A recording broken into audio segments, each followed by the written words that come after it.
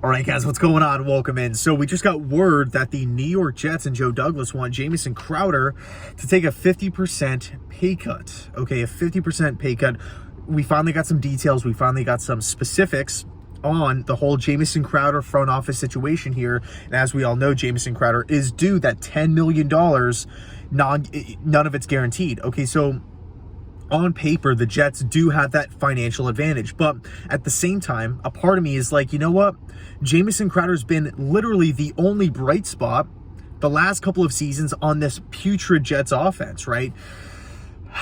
Everything working against him with Adam Gase, a bad offensive system, horrible play calls, horrible quarterback play, inconsistent running game, a not so great offensive line being really the only option at the wide receiver position to begin with, right? He's the only guy that, defensive coordinators have to worry about on a week-to-week basis, and yet he's still managing to find a way to produce. So a part of me, I don't know if it's just like the Jet fan in me, but it's like, number one, I want to keep Crowder around because we have that rookie quarterback. We have a new offensive system coming in the building, brand new coaching staff, and Crowder does fit that system. But the other part of me is like, you know what? If we want to save the money, we have somebody to take his place in Elijah Moore, and Keelan Cole can play some inside as well if we really need him to. But man, I mean, and funny enough, I actually just posted a video on this yesterday, talking about the Jets' offensive weapons, right? Denzel Mims, Corey Davis, Jamison Crowder, Elijah Moore. We have so many different guys, so many different available, viable weapons on this offense for Wilson, and it's incredible to say that just as a Jet fan. And by the way, I didn't even talk about Braxton Berrios in that video, and supposedly he's doing really, really well as well, which is always a plus. So the Jets are in kind of, the team is in a very favorable position because with or without Crowder, I think they'll be fine. And there's pros and cons, or really there's more.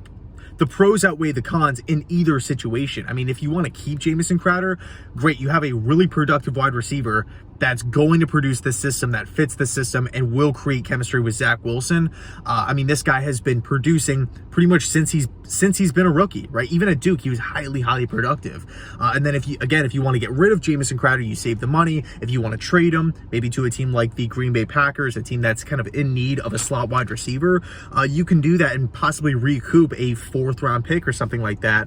I doubt, I feel like at this point, any team would trade a 2nd round pick or a 3rd round pick, but really that's one of the one thing that's really interesting. Sorry about that. Ended up getting a phone call. Video automatically ended. But as I was saying, we've all known Jamison Crowder's contract numbers for a long time now, and it's kind of interesting how we're bringing this up now, like during voluntary OTs. Like, I feel like if the Jets weren't really, wanting to pay Jamison Crowder the full $10 million after we picked, Elijah Moore or whatever the case may be, we could have maybe addressed this earlier. But at the end of the day, it is what it is. I feel like, once again, the Jets are in a win-win. If we keep Crowder, great. He's an offensive weapon. I love Crowder. I think he's going to be productive in this offense with Zach Wilson. If we opt to trade him, we save the money. We could possibly recoup a draft pick. Really, the only downside I could see is if we just flat out release him.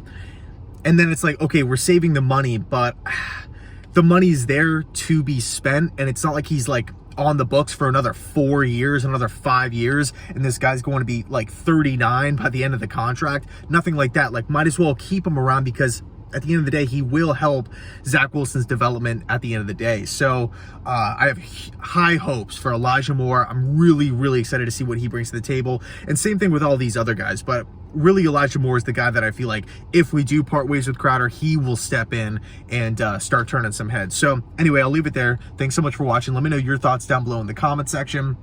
Should we keep Crowder? Should we trade him? Or should we just flat out release him?